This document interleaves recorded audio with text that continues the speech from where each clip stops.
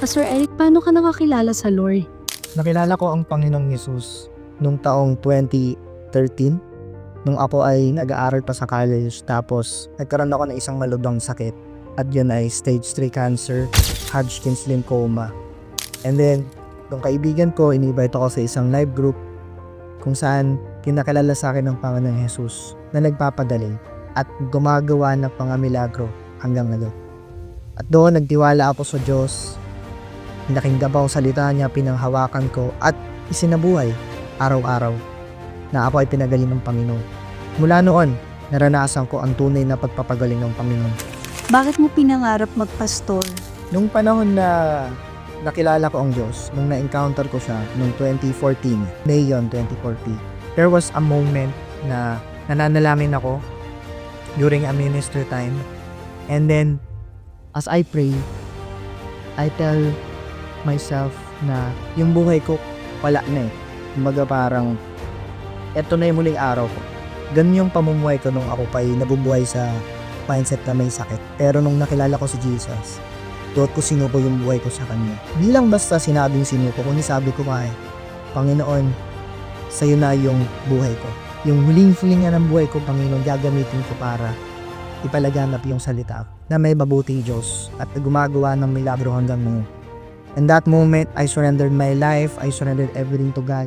Actually, wala na nga talaga akong meron kundi yung buhay ko na lang. Kasi naubos talaga yung financial, pero sabi ko nga kay Lord, this time, susuko ko sa iyo yung buhay ko. At di ko nakita na magpapastor ako. Ang alam ko lang nung time na yun, sinusurrender ko kay Lord yung buhay ito. And the Lord brought me sa paglilingkod sa Kanya na ako gusto ko lang pala na nun maglingkod kung anong meron. Ang nasa isip ko nga nun, gusto kong, alam mo yun, yung maglilinis sa church. Gusto kong tumira sa church. Ganun yung pangarap ko. Pero iba yung pangarap ni Lord.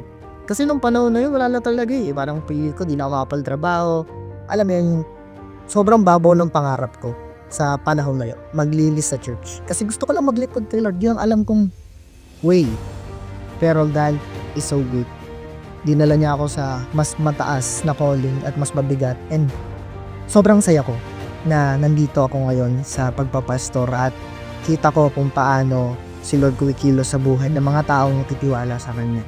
At praise God, yung buhay na akala ko noon mawawala na ay ito ngayon ginagamit ng Diyos at pinapagamit ko kay Lord hanggang sa ako'y nabubuhay. Ayun nga pangako ko kay Lord, gamitin mo yung buhay ko hanggang sa huling hininga ko. Nung sa simpleng pagsuko ko nun ay napakabigat pala.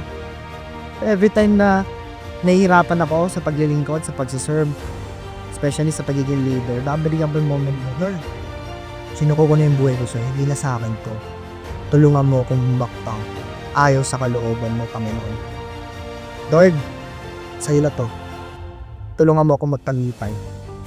Pastor, gaano ka naniniwala na mangyayari ang vision na Every Nation Harvest?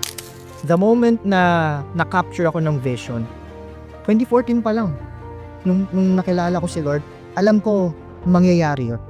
Sinabi ng Panginoon niya na bawat isa nakakapilala sa Diyos. Pangako niya kasi yun, kasama sa salita niya na kapag lahat ng tao nakarinig ng mabuting balita, doon babalik ang Panginoong Hesus. Kaya naniniwala ako na maaabot ang bawat isa. Yung Every Nation Harvest, yung vision ng church, hindi lang naman para sa atin yun eh. Sa lahat ng tagasunod yun. Every nation will be harvested. Kasi sinabi ng Diyos mangyayari. Kaya ako naniniwala ako ng buong buo. At ngayon nakikita ko siya na yung mga simpleng hakbang ng mga bawat tagasunod ng Panginoon ay hakbang papunta doon sa vision na yun. Yung vision nagiging reality unti-unti. Nakikita na ang bawat nasyon nagiging tagasunod ng ating Panginoon. Pastor, worth it ba ipaglaban ang calling mo? Worth it pa ipaglaban ang calling? Oo naman, worth it na worth it. Kumbaga, ito yung calling na hindi ka na dapat nagtitira. Kumbaga sa buhay, dapat 100% or 110% pa ang ibigay mo para sa Panginoon. Tulad yan ang sinabi ko noong una, sa Panginoon na yung buhay mo. At palagi kong babalikan yun, yung salitang yun, kapag nahihirapan ako sa call. At hindi madali yung calling, lahat naman ng calling hindi madali sa umpisa. Pero kung tayo magtitiwala sa lakas ng Panginoon, at patuloy na ibibigay ang buhay sa Kanya, magkakaroon tayo ng buhay na walang hanggan. Pinangahawakan ko tong verse na to kung saan talagang naipaglalaban ko yung calling dahil dito. Sabi nga po sa Marcos chapter 8 verse 35, ang sino mang nagnanais na magligtas ng kanyang buhay ay mawawalan nito. Ngunit ang mawalan ng kanyang buhay, alam-alam sa akin at sa magandang balita ay magkakamit nito. Dahil sa verse na to, mas lalo kong ginatana at ibigay lalo sa Panginoon ang buhay ko kasi alam ko, lahat ng alalahanin ko, lahat ng iniisip ko, ang Panginoon ang bahala. At doon ko ay paglalaban ng kaunan.